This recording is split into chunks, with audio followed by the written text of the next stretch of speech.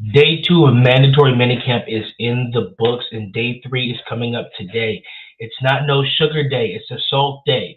Put it in the wounds, make it hurt, feel the pain, but you're going to taste that flavor later. This is the type of training camp and the mini camp that Sean Payton is running. We have a lot to talk about from yesterday. We have a bunch of interviews to listen to and go through. We're going to talk about mini camp, and then we're also going to talk about which receiver stepped up. It has stepped up in Bailey's absence. We're going to talk about Pat Bryant today, which is that receiver, and what he can look like in that role of Bailey. If Bailey's not there, and how he's looking, what he's in the reps that he's getting. We're also going to preview a little bit of tomorrow's show, and there's going to be a slight change to the schedule during this 6 weeks, unless during the 6 weeks of no football, there's going to be a change to the schedule. But we'll talk about all of that on this episode of Orange and Blue.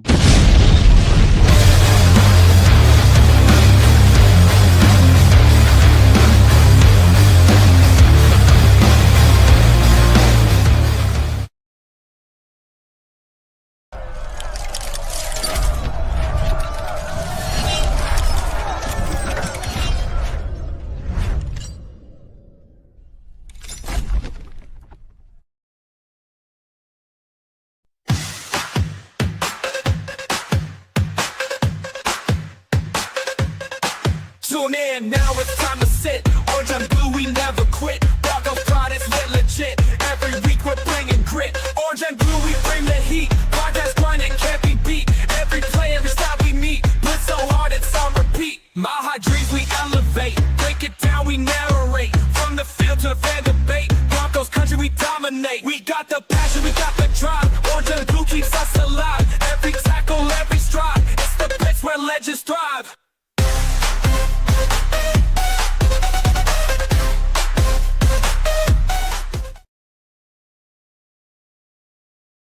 What is up, guys? Good afternoon, good morning, good evening, wherever you are. Welcome to another episode of Orange and Blue Blitz. We are here to discuss day 2 of minicamp was yesterday, and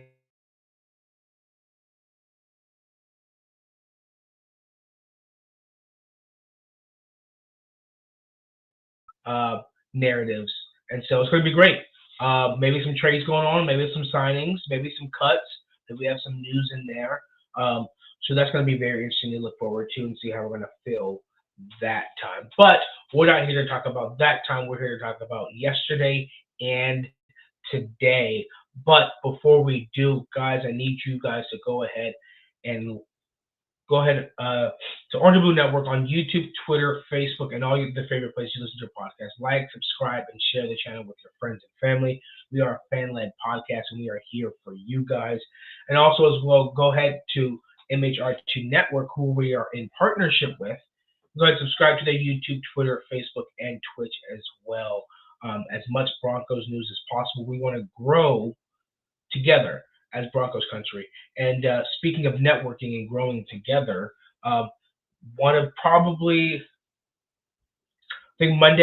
Monday's episode, we are going to go over which we're going to put up the schedule. We are going to, in addition to doing a record prediction with J.K. Dobbins added to the team, we're going to discuss the record prediction and which games we're going to. So that's where I expect you guys to be in the chat full as well. And we may, we may do a dual show with that because I think we really want to connect with you guys and see where you guys are at and really connect with games. So one of the things that we'll probably do is throughout the whole week, or it's not, maybe not throughout the whole week, but, as many shows that we have on the network, let me pull that up, for example. Let me show what I'm talking about. So we have all these shows throughout the week. So maybe not everyone on the network listens at the 11 a.m. show, but because, what's today? Thursday, well, we don't have an evening show today. But, for example, tomorrow I have the morning show, but let's not say everyone listens, but maybe they listen to Viva Los Broncos. And so if you're asking every fan on every show, hey, which games are you guys going to? Then we have more of a connection. We have more people to meet. So maybe we meet 2 people here. We connect with 2 people at the Colts game. We connect with 4 people at the Commanders game, 2 people at the Houston game. I mean, just depending on what it is. So that's definitely something that we're going to definitely push out there. definitely throughout the off season is, hey, DM us. You guys see our Twitter handles. Let me remove this. You see my Twitter handle. The Mile High Viking, the Denver Dream, Fantastic Dak, Bronco Libre, 6'10" Mexican. So you have all this information. So definitely begin to message us throughout the off season, so that way we can find out, hey, which games are you guys going to? So that way we can link up. That's definitely what we want to do. Is we want to meet each other and network, and that's definitely what we're here for. So it's going to be us. We're definitely going to be speaking with MHRT, see what games they're going to. So we may even somehow, some way, do a megapod. We've done a few of those. We did that on draft night. So we may do that again sometime during the season, and we want you guys involved in that with us. So that's why that show is going to be important. I'm going to spearhead that starting Monday, and hopefully it's picked up and it's mentioned throughout the season. But like I said, guys, you guys have our tags. Go ahead, DM us. Let us know in the comments, hey, I'm going to these games. And then when the jersey release gets sent out, hey, are we going to, whose jersey you going to be wearing at that game? So that's definitely something that we want to talk about and coordinate and definitely get involved. But that's just one of the things, we're talking about here at the Orange and Blue Network. And you're going to want to like and subscribe and hit that notification bell, because you're not going to want to miss these shows with this and when we discuss these things as well. And some giveaways that, we're discussing in the background that we may have coming up for the season. So those are the things you don't want to miss and things we're offering here. All right, guys. So yesterday we have, let's see if I can pull some of this up. But yesterday was day 2, and we had a bunch of interviews. We just heard, we heard from Joe Lombardi, we heard from Vance Joseph, we heard from J.K. Dobbins, we heard from Sean Payton, and every topic that wanted to be discussed, any question that you wanted to ask was asked. They asked Vance Joseph about J.K. Dobbins. They asked Joe Lombardi about J.K. Dobbins. They asked Joe Lombardi about Evan Ingram. So I definitely just want to go back and hear all, as much as we can. And one thing that I heard that was reported was apparently we spoke with J.K. Dobbins in March. So we've been in contact with J.K. Dobbins since March. So we've had an eye on a guy since even before the draft. We drafted R.J. Harvey in a second, knowing we had been in contact with J.K. Dobbins the entire time, since even before the draft. So when Sean Payton said, "Hey, I found my guy in the draft, and I want to keep hush hush," this was in addition. This was in addition to speaking to J.K. Dobbins since March. So I think it's very interesting how they operate. They're quiet about it. When they want their guy, they really do get their guy. And I just find that extremely fascinating. Wish I knew where the report was. But we've got some things set up ready to go on the side. But yeah, if you guys can find that report,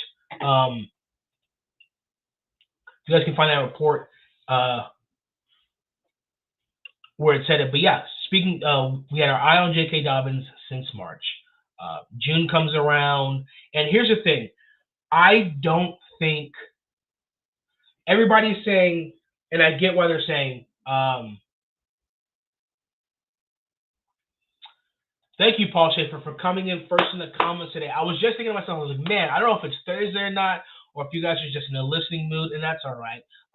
If you guys are in a listening mood, that's great. But comments, you guys usually run the comment section, but that's okay. It's just one of those days. Paul Schaefer says Chargers fans are getting a draft pick from us. They're not. We're just losing one, I believe. They also think Spanos aren't cheap anymore. What is Spanos? I don't know what that is. But they're not getting a draft pick from us. And they're a little hurt about J.K. Dobbins. They kind of like Jake. They really did like J.K. Dobbins. Seeing the Chargers fans' reaction to J.K. Dobbins, even though he didn't play a full season, kind of gives me an idea of the type of player we're getting in J.K. Dobbins. And so I kind of like the reaction. But no, they're not getting a draft pick from us. That's hilarious. They should learn ball. They should definitely learn ball. But yeah, we had some interviews yesterday, and we heard some mandatory minicamp day 2. So we had interviews from Vance Joseph, Joe Lombardi. Okay, there we go. He goes, "No, you're not interrupted, bud. We're here for you." He says, "Spanos family owns the Chargers. Let's talent leave their building." Oh. Oh, okay. So the Chargers. There's a lot of cheap owners in the league, and I think here's one thing that you bring this up, and it just also highlights the Broncos' stability is ownership over the last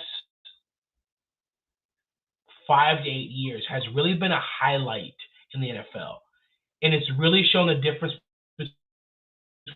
between good ownership and bad ownership.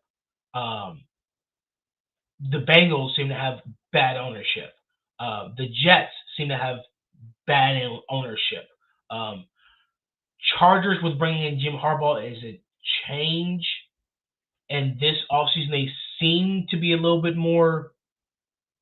No, they were still cheap. They were very, very cheap because they had huge cap space. They were very cheap. They did not move at all in the offseason.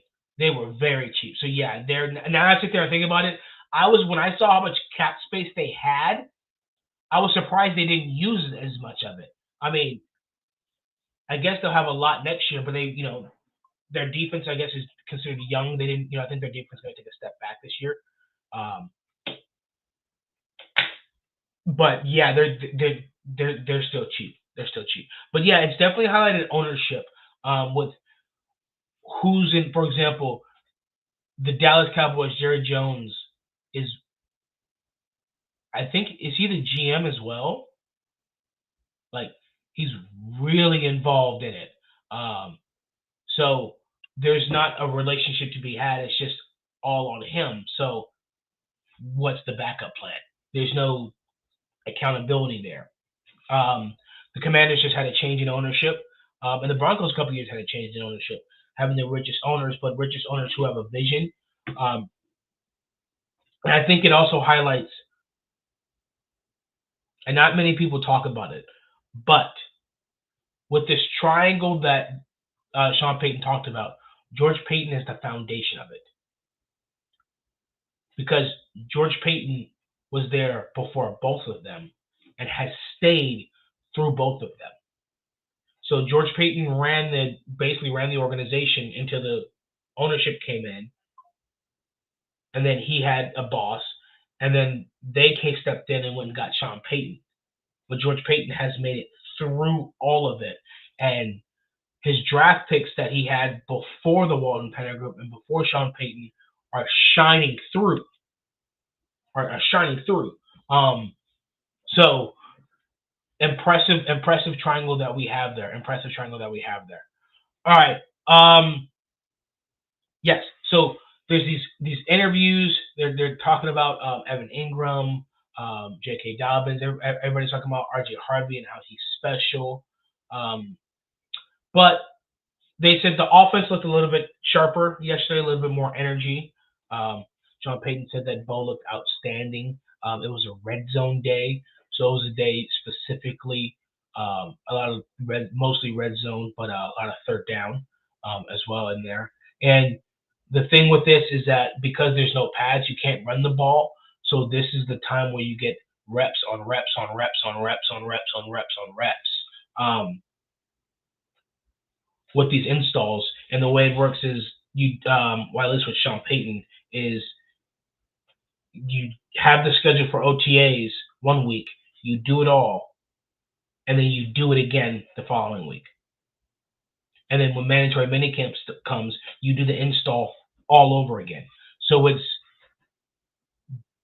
strengthening that which is already strong. So instead of implementing something new every install, you just go over the same thing you've already implemented. Except each time you do it, you get better and better and better. A player stands out more and more and more. The roster gets slimmer and slimmer and slimmer. And so you have these installs over and over and over and over and over again. And then once you understand the install, and then you're on the roster, then training camp starts, and then preseason starts. And the roster gets cut down. And so by the time the season starts, the goal is that you've already mastered these installs. You understand these installs. When you hear it in the huddle, you know it. You understand it. It helps that we retained 86% of the team. So the majority, the vast majority, almost 90% of the team is not learning anything new. They aren't learning anything new. For a lot of them, they've been with Sean Payton since the beginning. For some of them, they've been with Sean Payton since the beginning. So this is the third off season going over these installs. And like Bo Nix said, because I was here and I have the same play caller, I have the same quarterback coach. He has the same head coach, play caller, and quarterback coach.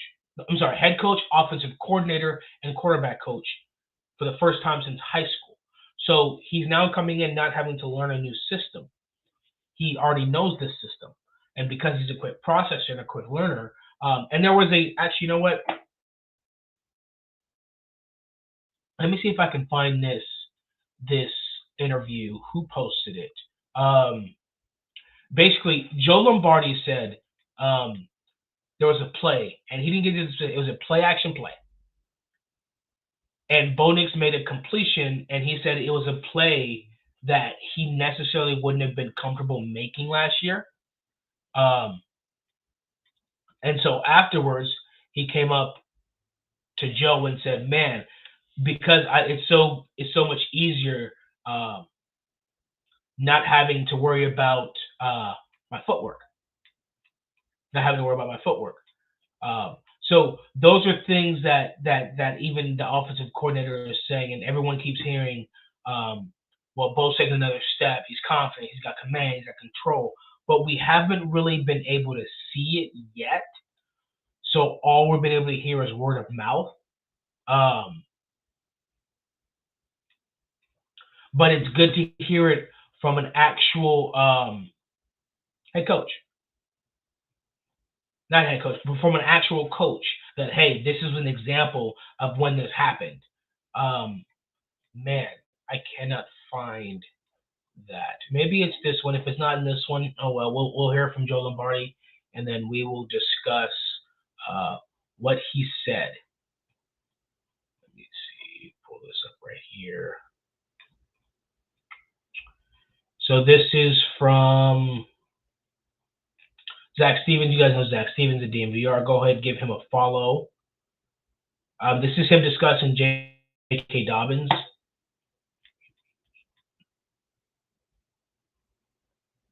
No, this is okay. So this is going to be Bo Nix and the receivers getting together.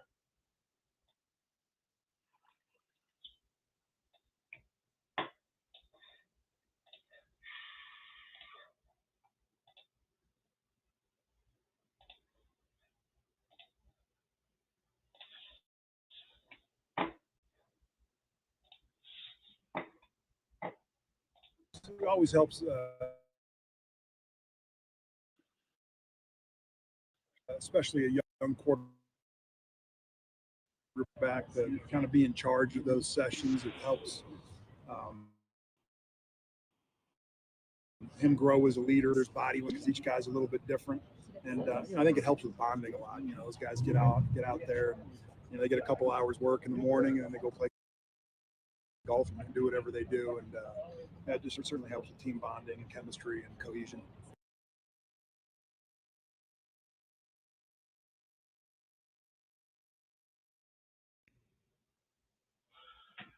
Let me know if you guys were able to hear that. That was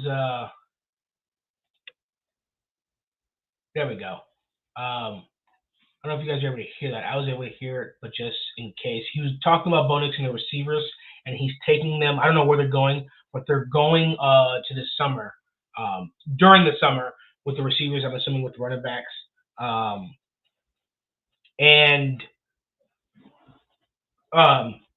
I think they're going to build that camaraderie and that chemistry. And he learned that from Jarrett Stidham. Jarrett Stidham did that when Bo first got here last year.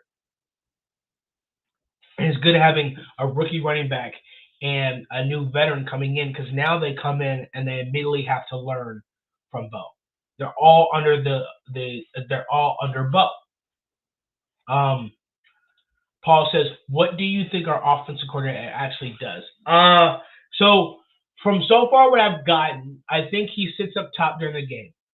And I think I know Sean Payton has his play call sheet. So during the drive, it's silence. During the offensive drive, it's silence. It's just Sean Payton and Bo. But I think other than that, I'm pretty sure he'll call down, say, hey, I'm seeing these coverages. And I think he recommends plays as well.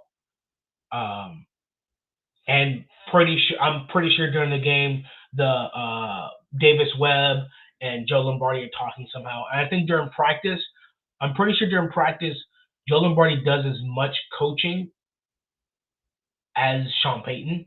Because Sean Payton, as the head coach, oversees all of its special teams and all that other stuff. And I'm pretty sure sometimes Sean Payton just steps back and watches. And Joe Lombardi is the coach because Joe Lombardi's been with Sean Payton for a long time. He knows the system very well. People forget Joe Lombardi was the coach at the Chargers.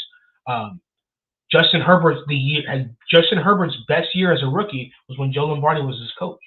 Bo Nix I think he was the head coach of the Chargers, or he was the offensive coordinator. Whatever it was, he was calling the plays, and that was Justin Herbert's best year.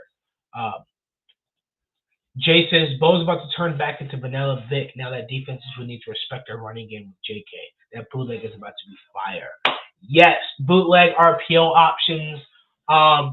He's really his run's about to be, it's about to be beautiful. With the tight end, I think we just don't know because this is a completely different look now. Paul Schaefer says, eye in the sky for Sean, glorified QB coach in my opinion. Yes. Something like that. I'd say that eye in the sky for Sean, glorified QB coach in my opinion. Yeah. I wouldn't say glorified QB coach because he's also talking with Zach Strafe. He's also talking with Lou, the running backs coach, as well. But yeah, he's definitely the eye in the sky for Sean. Joe Lombardi basically is the assistant head coach. I know they promoted. They gave Zach Strafe and Davis Webb that title. So that way, the only way they can leave the Broncos is if they're offering an offensive coordinator position. So they're pretty much locked in with Sean Payton unless they're offered an offensive coordinator position. Joe Lombardi pretty much will be like this assistant head coach.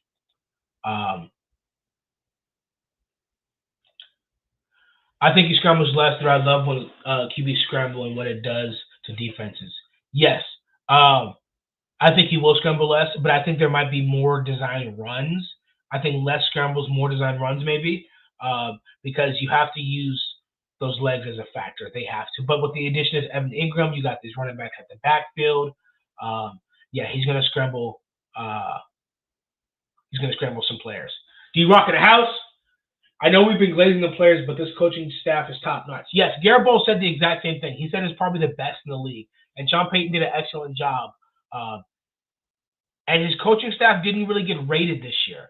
After this year, it will.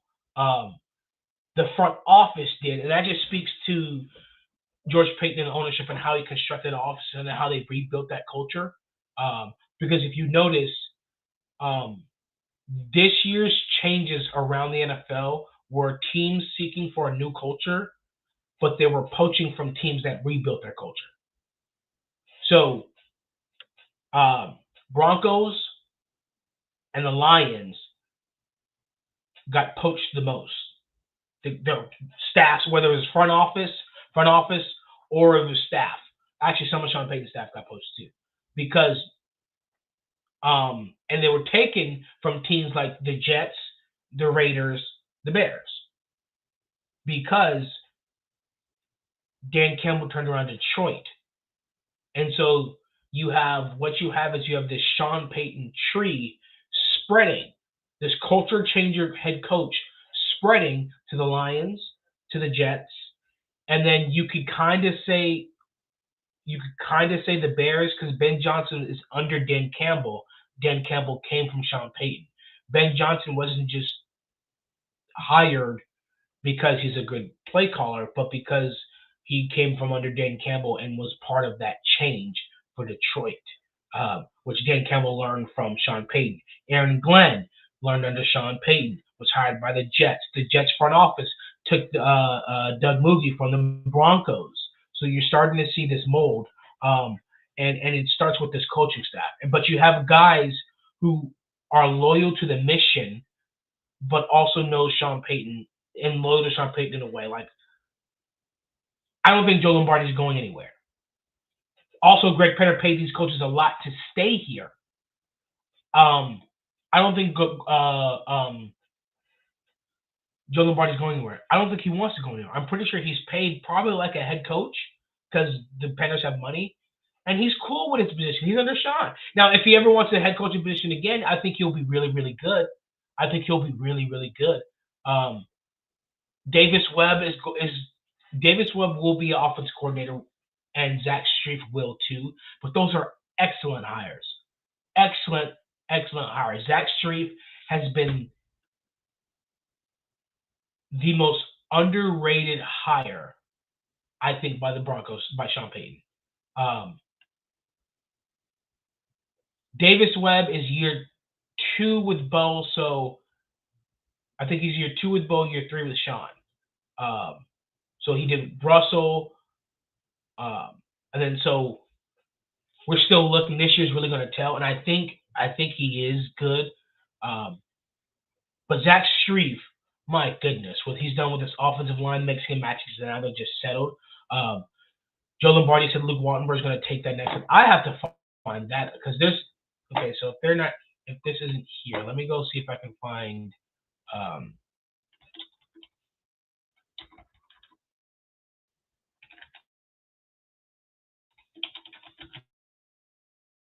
Another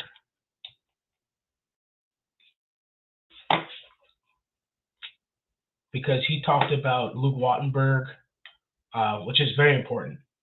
Let's see. And Luke Wattenberg take his first year starting, and also how Luke Wattenberg his first year starting.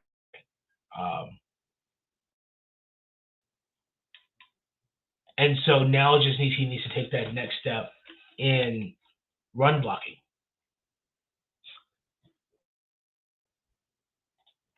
And if he does that, he'll be one of the best centers in the NFL. And then he's coming up on a contract here too.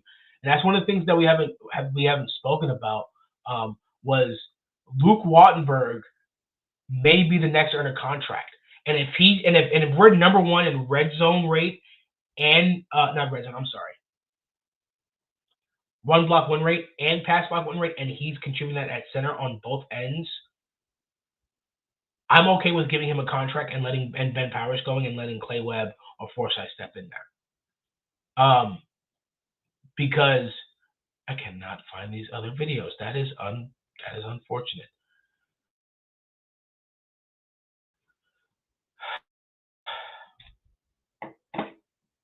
But I think Luke we have not spoken about. And I definitely think he's a guy that's on a contract year, and he's a guy that George Payton drafted that we developed. And I think it's very interesting. Back to what you're saying about the coaching staff. There's one thing about this coaching staff is Sean Payton's hiring people that develop.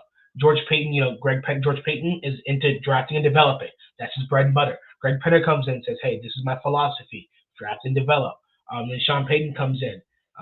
He is known for drafting and develop. He's known for making a draft, but the last few years in New Orleans, he was dealing with older guys. He had a good draft in 2017. So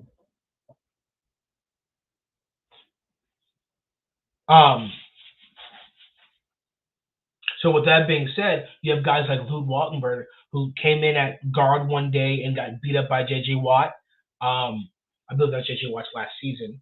And so we didn't really see Luke Wattenberg. All of a sudden now, Lloyd Cushenberry's gone. Luke Wattenberg steps in. Hey. And all of a sudden, year 2 coming in his contract year is just another draft and develop piece on the offensive line. And so I definitely think tomorrow's show, I think that's what we're going to do. I think tomorrow's show is going to be a review of today, but it's also going to be the contract show. So we're going to do the contracts, so what we're going to predict, who's going to get a contract, who's not going to get a contract. We're going to predict their contracts. We're going to look at their averages. We're going to do a deep dive into that. But also, I want to see guys who are coming up on a contract year, who aren't getting extended before the season, but who are going to maybe in-season extensions or coming up on a contract year. And I think Luke Wattenberg is one of those guys. I think if he has the potential to be a top 5 center, and if he's a top 5 center, you've got Garrett Bowles, your left tackle, who you drafted and developed. You would have Luke Wattenberg, your center, who you drafted and developed. And then you'd have your right guard, Quinn Miners, who you drafted and developed, who's a first-team All-Pro. And then your left guard is, are you looking to the draft next year? It's Alex Forsythe, the guy you picked up in the 7th, the year before you drafted Bo, 2023. Is he going to be your starting left guard? Or is Clay Webb, who is one of the highest prospects going into college, is he stepping up and is he going to be your left guard? He did some great things at the Senior Bowl. He looks really good.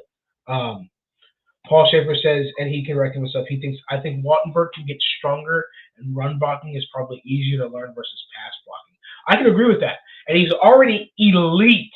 He's elite in pass blocking.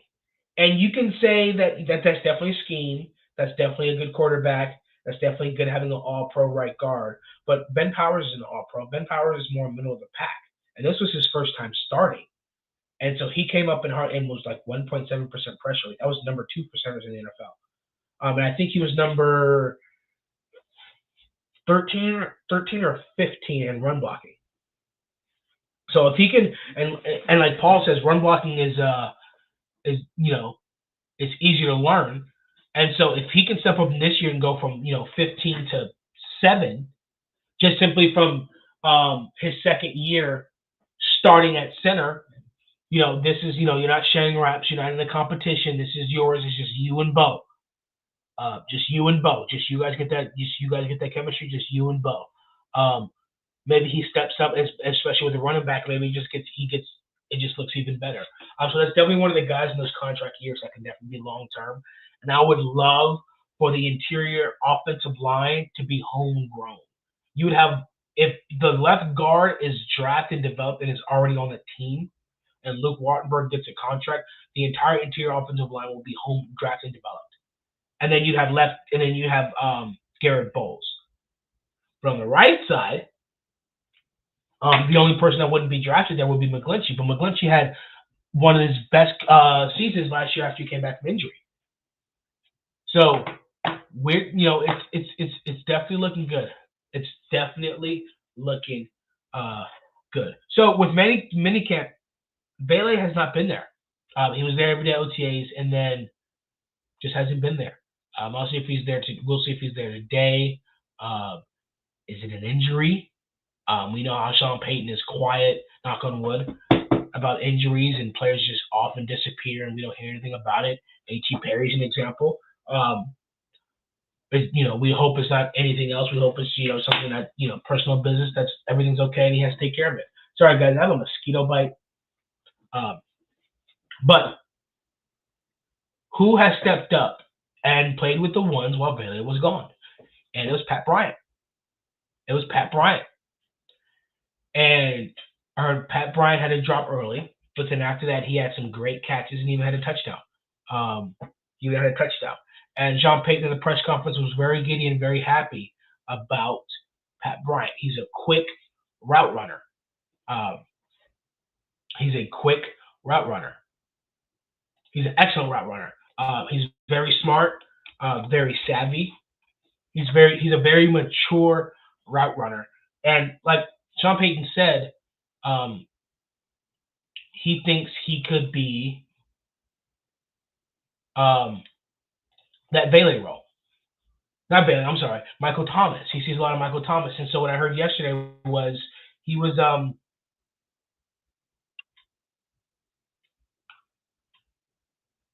okay, so we got some news here, guys. Zach Stevens tweeted,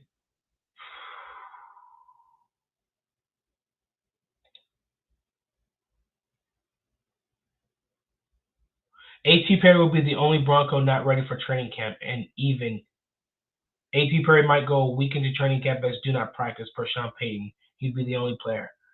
Devon Bailey will be go for the full start of training camp. I think he got injured. Sean Payton has noticed less pause and less hesitation in the pocket and huddle from Bo Nix this season. You're seeing him play faster with more confidence. Did he cancel practice? Oh no, this is new. Hold on, guys. This is happening. Hold on, let me share this. This is happening. This just happened. This is.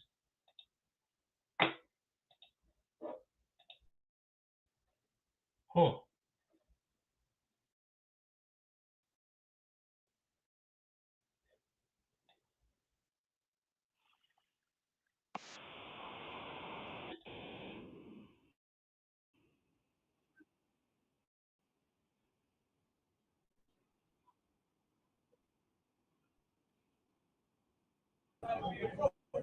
I would say 5 pounds heavier, a little thicker, but he's had a good.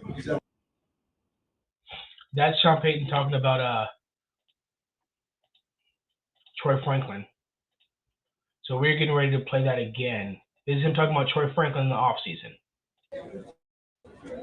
Well, there's that repetition is the mother of learning, and you're seeing him play faster with a much greater awareness within each play. He's extremely explosive, and I think I would say 5 pounds heavier, a little thicker, but he's had a good spring. So Troy Franklin put on about 5 pounds. Troy Franklin put on about 5 pounds in the offseason. So that would put him at what? 6'3". What was he, 195 last year? No, he was was he in the 180s or was he in the 190s last year? I think that might put him at what, 195 this year? That put him at 195. So that's some good weight. He put on some muscle, got thicker today. 2 great plays today. So this all just happened right now. So actually, I'm just gonna keep sharing the screen so you guys can read it. Apparently, I didn't know. I thought usually minicamp is a little bit later, but I guess they ran a little bit earlier.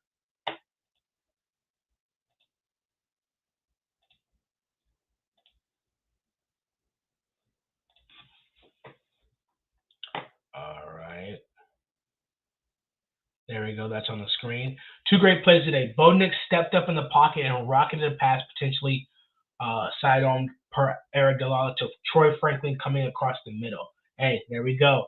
Caleb Lohner made an incredible leaping catch over a defender. He's had an impressive week. Marvin Mims going through drills. So we're all seeing this together the first time. He's had a good offseason. I think Marvin Mims is really going to step up and really surprise. I think he has the potential to go for 1,000 yards. I really do.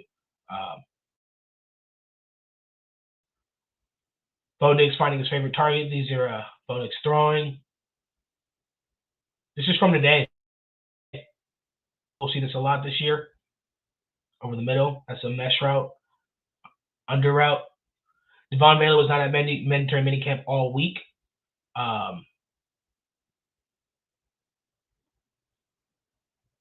Yes.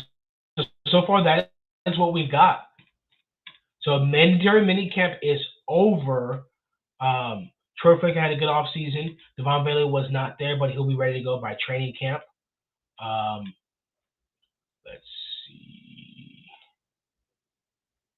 what we got here.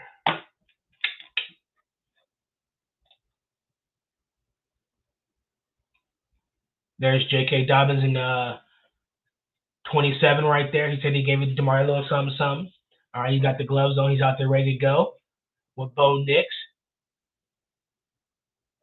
Sean Payton said wide receiver Devon Bailey will be Sean Payton said Devon Bailey will be a full go for Broncos training camp. Said A.T. Perry might be out at week. Hey, there's our Twitter. Follow us. Let's see.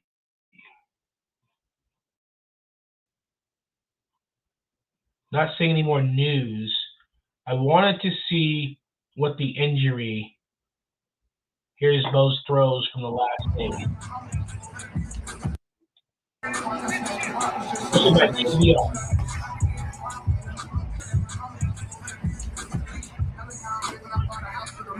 Oh. Yep, we're good, guys. QB's receivers good. QB's receivers are good.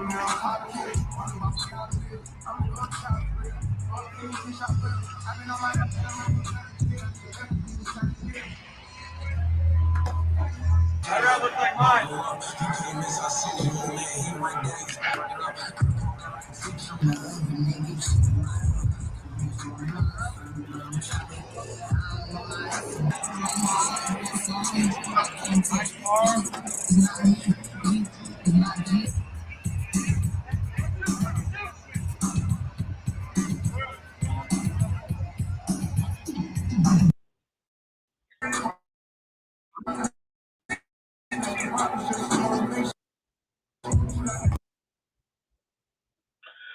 Chris Thomason says Broncos coach Sean Payton won't say what the deal is with Devon Bailey, but to be back for training camp. He said A.T. Perry could miss first week of training camp. I thought he got injured. That's what I thought. I thought there was an injury. Sean Payton won't say, but he said he'll be ready by training camp. I thought there was an injury. It's funny we were talking about that right before we started reading about it. One thing that I heard about this was one regular happening at Broncos practice. Bo Nix will mix it up with defensive players on his way back to the huddle between players. So he's talking trash out there. He's talking trash. Let's see. Sean Payton said wide receiver Troy Franklin is playing faster in year 2 and 5 pounds thicker. Excellent. Excellent. That's the news we got. So day 3 of minicamp is over. Mandatory minicamp is done and over with. So now we come into the 6 weeks. 6 weeks of nothingness. But there will be nothingness because we will be here. I'm thinking, I told you guys I would talk about the revised schedule. This is going to start next week. While there's this 6 weeks, there's not going to be every day, Monday, Tuesday, Wednesday, Thursday, Friday, but it's probably going to be Monday, Wednesday, Friday, every other day. And if there's a news days and it drops on a Tuesday or a Thursday, then I'm definitely going to do that. Or if there's just something to talk about. But for right now, I don't want to give the expectation of every day during these 6 weeks because it's hard to find things to talk about every single day with no news. So I think breaking it up Monday, Wednesday, Friday will work. Starting tomorrow, tomorrow is the schedule podcast. Not the schedule. Tomorrow is the contract podcast, the contract show. So tomorrow we're going to break down who's up for extensions, how much we're going to try and predict what they're going to get paid based on the average, based on what we've seen from the pattern of George Payton and Sean Payton, who's not going to get paid. And then we're also going to talk about the people who could be in-season extensions or this is a contract year for them. So those are definitely the things we're going to be talking about tomorrow. So we're going to try and get that podcast immediately out. So that way, just in case they decide to do the contracts on Mondays, we can see if we were right. I don't want to wait till Monday to do it, and then, like today, it happened in the middle of it. So there is that. Guys, once again, like this video, subscribe to this channel, and share this video with your friends and family. Let's see what we got in the comment section. He says, Paul says, put a little toothpaste on the mosquito bites and it'll change your life. I will try that. I will try that. Bailey don't play. I mean, he will play, but he don't mess around. Sutton is first in line for payday. I'd say Sutton or Zach Allen.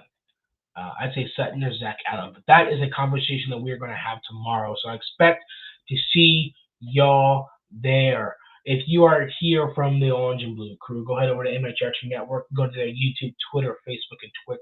Like, subscribe, and share their videos, and hit the notification bell. And if you're here from MHRT, go ahead over to YouTube, Twitter, Facebook, and all your favorite places.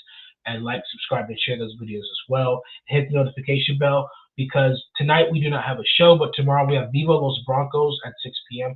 and the Orange and Blue Blitz show tomorrow at the same time as today.